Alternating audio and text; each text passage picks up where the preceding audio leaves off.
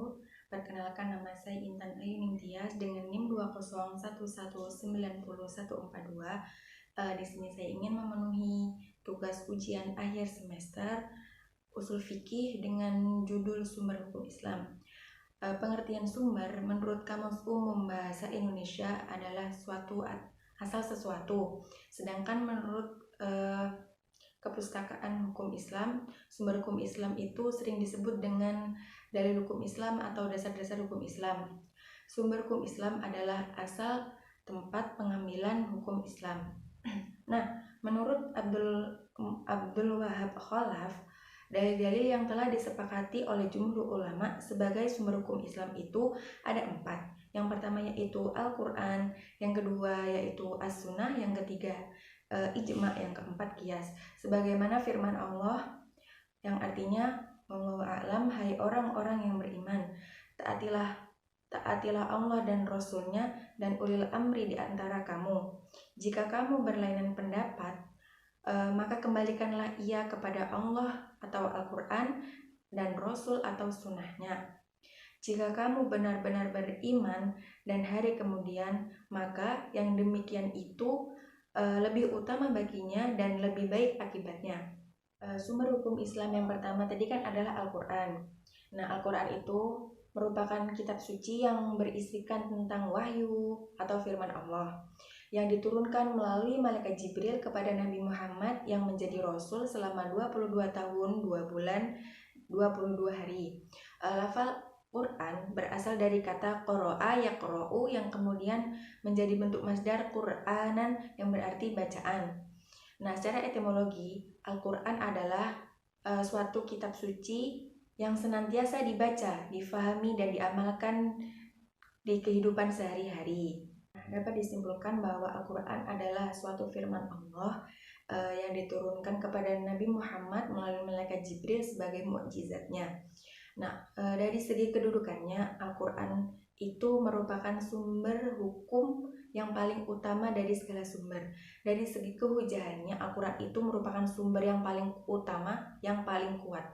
Dalam menetapkan Al-Quran sebagai sumber itu tidak memerlukan alasan atau suatu kejelasan, karena Al-Quran itu memiliki ijaz, yaitu suatu kekuatan yang bisa menunjukkan dan menetapkan kelemahan pihak lawan. Sumber hukum yang kedua yaitu As-Sunnah. As-Sunnah menurut bahasa merupakan suatu jalan atau tuntunan baik yang terpuji maupun tercela, sesuai dengan sabda Nabi yang berbunyi, man sanna sunnatan falahu ajruha wa ajru man amala biha ila yaumil qiyamah wa man sanna sunnatan sayyi'atan fa'alaihi wizruha wa wizru man amala biha ila yaumil qiyamah.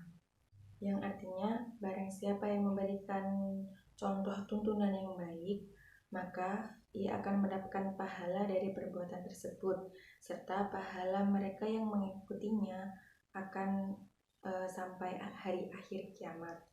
Dan barang siapa yang memberikan contoh perbuatan yang buruk, maka ia akan mendapatkan siksaan dari perbuatan tersebut, dan siksaan mereka akan mengikutinya sampai hari kiamat.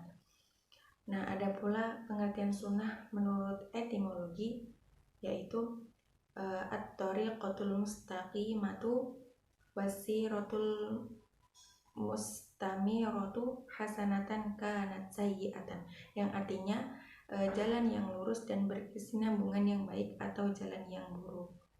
Sumber hukum Islam yang ketiga yaitu ijma. Ijma secara bahasa adalah kebulatan tekad tentang suatu persoalan atau kesepakatan tentang suatu masalah. Sedangkan menurut etimologi yaitu ketetapan hati untuk melakukan sebuah keputusan untuk berbuat sesuatu. Nah, para jumhur ulama menetapkan bahwa ijma menjadi salah satu dalil untuk menetapkan hukum atau sebagai sumber hukum Islam.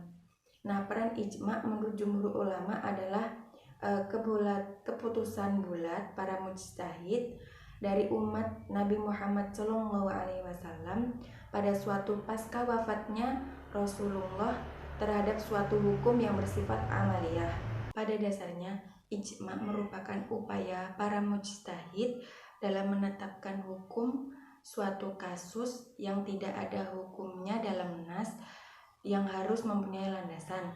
Nah, para jumhur ulama juga sepakat bahwa ijma ini menempati salah satu dalil atau sumber hukum sesudah Al-Quran dan As-Sunnah.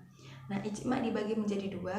Yang pertama yaitu ijma sharih, yang artinya para mujtahid menyampaikan pendapatnya secara tegas dan secara jelas.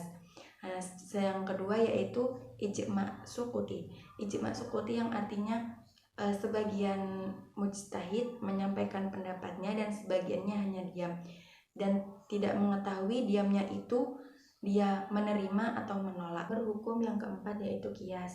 Kias secara etimologi berasal dari kata qasa yaqisu yang berarti ukuran, mengetahui suatu ukuran. Nah, sedangkan menurut Abu Zahrah, kias adalah menghubungkan suatu perkara yang tidak ada nas hukumnya dengan perkara lain yang ada nas hukumnya, karena adanya kesatuan dalam ilat hukum. Jumhur ulama mendefinisikan kias sebagai penerapan ketentuan pada kasus asal dengan kasus baru, di mana hukum tidak memberi komentar karena berlakunya kasus ilat yang sama pada keduanya. Sekian dari saya. Bila ada kata-kata yang salah, saya mohon maaf yang sebesar-besarnya. Wabillahi taufiq wal hidayah. Wassalamualaikum warahmatullahi wabarakatuh.